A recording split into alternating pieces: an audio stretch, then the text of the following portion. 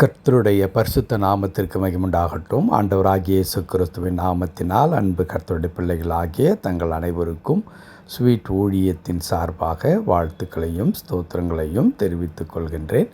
எரேமியா தீர்க்கதரிசியின் புத்தகம் 1 அதிகாரம் 19வது வசனம். எரேமியா 1 அதிகாரம் வசனம் 19. அவர்கள் உனக்கு விரோதமாக யுத்தம் பண்ணுவார்கள், ஆனாலும் உன்னை மேற்கொள்ள மாட்டார்கள். நான் உன்னை ரட்சிக்கும்படிக்கு நான் உன்னுடனே இருக்கிறேன் என்று கர்த்தர் சொல்லுகிறார். அவர்கள் உனக்கு விரோதமாக யுத்தம் பண்ணுவார்கள், ஆனாலும் உன்னை மேற்கொள்ள மாட்டார்கள். உன்னை ரட்சிக்கும்படிக்கு நான் உன்னுடனே இருக்கிறேன் என்று கர்த்தர் சொல்லுகிறார். என் அன்பு கடவுளுடைய பிள்ளைகளே, ஆண்டவரை நம்பி இருக்கின்ற மக்களுக்கு ஒரு மாபெரும் ஸ்லாக்கியம் இருக்கின்றது. ஆகவே தான் திரும்ப திரும்ப வேதம் ஒரு சத்தியத்தை, ஒரு உண்மையை வெளிப்படுத்தி கொண்டே இருக்கிறது. அது என்ன? கடவுளை எப்பொழுதாகிலும் தேடுகிறவர்களாகவோ, அவசரம் ஏற்படும் பொழுது தேடுகிறவர்களாகவோ, அல்லது ஒரு கஷ்டங்கள், ஒரு பாடுகள் வரும்பொழுது மட்டும் பொருத்தனைகளை எல்லாம் மேற்கொண்டு எப்படியாயிலும் கடவுளை நம் பக்கமாக திரும்பி பார்த்து விட வேண்டும்.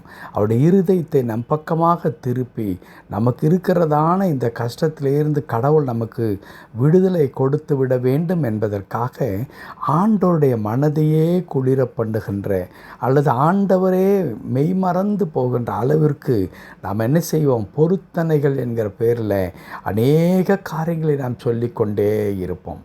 இதற்கு முன்பதாக மாதாந்திர பத்திரிகைகள் அதிகமாய் ஊழியத்தின் சார்பாக வருகிற அந்த காலகட்டங்களிலே சாட்சிகள் எழுதுவார்கள் கடவுளுடைய பிள்ளைகள். அப்படி சாட்சிகளை எழுதுகின்ற அந்த சாட்சியை பார்த்தால் அதிலே ஒரு வாசகம் இடைப்பெற்றிருக்கும். அப்பொழுது அதை வாசிக்கும் பொழுது மற்ற எல்லா மக்களுக்கும் அது ஒரு புத்துணர்ச்சி உருவாக்குகின்ற ஒரு வாசகமாக இருந்தது. ஆனால் இப்பொழுது இருக்கிற காலகட்டத்தில் அதை கொஞ்சம் கிரிட்டிக்கலாகவே, இது உண்மையாக இருக்குமா, அல்லது இந்த பத்திரிகை வெளியிடுகிறவர்கள் இதை புனைந்து வெளியிடுகின்றார்களா என்ற கேள்வி நமக்கு வரும். அது என்னவென்றால், அது ஒரு குறிப்பிட்ட நிறுவனத்தினுடைய ஒரு ஆர்கனைசேஷன் என்று சொல்லுகிறோமே, ஸ்தாபனம்.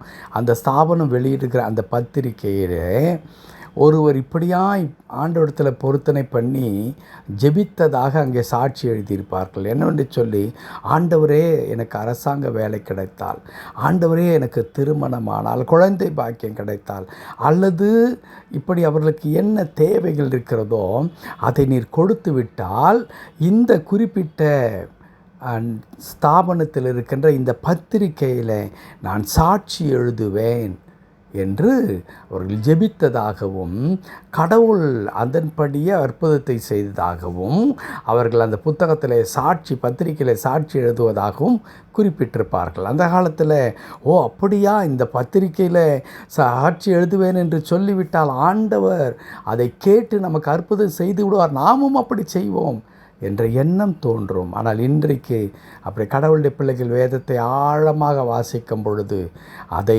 நிச்சயமாக ஏற்றுக்கொள்ளவே மாட்டார்கள். அன்பு கடவுளுடைய பிள்ளைகளை ஏன் அதை ஏற்றுக்கொள்ள மாட்டார்கள்?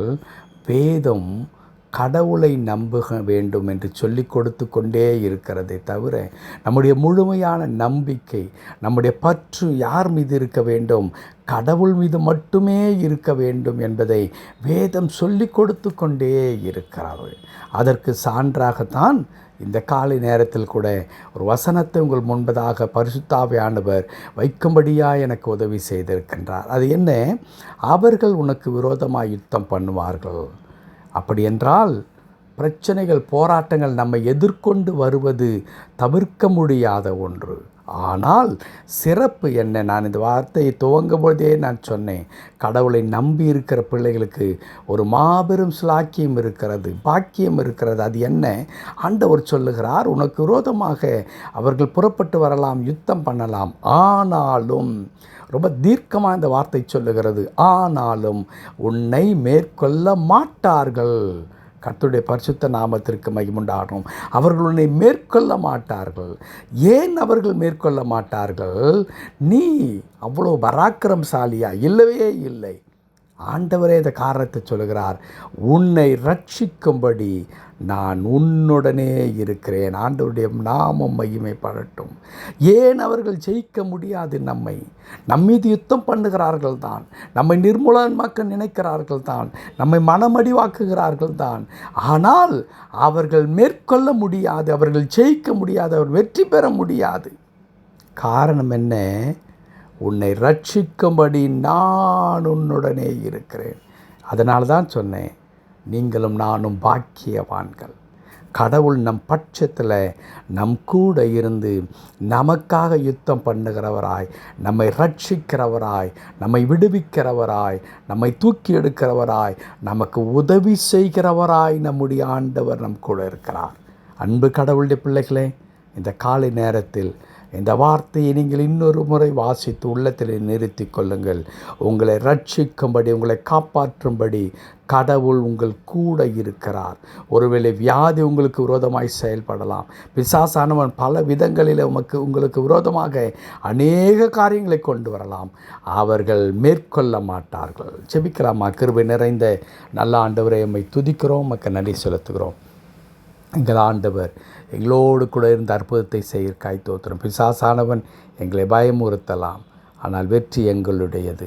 காரணம், நீர் எங்களோடு கூட இருந்து எங்களை ரட்சிக்கிறீர். அதற்காய் ஸ்தோத்திரம். தாழ்த்தி திருக்கரத்தில் அடியேன் ஆண்டவரே என்னோடு இணைந்து ஜெபிக்கிற அன்பு கடவுளுடைய பிள்ளைகளையும் அர்ப்பணிக்கிறேன். எங்கள் ஒவ்வொருவரையும் பொறுப்படுத்தி கொண்டு இந்த வார்த்தை எங்கள் வாழ்க்கையை நிறைவேற்றி தாரும், பலப்படுத்தும். மீட்பர் நாமத்தில் பிதாவே, ஆமென், ஆமென்.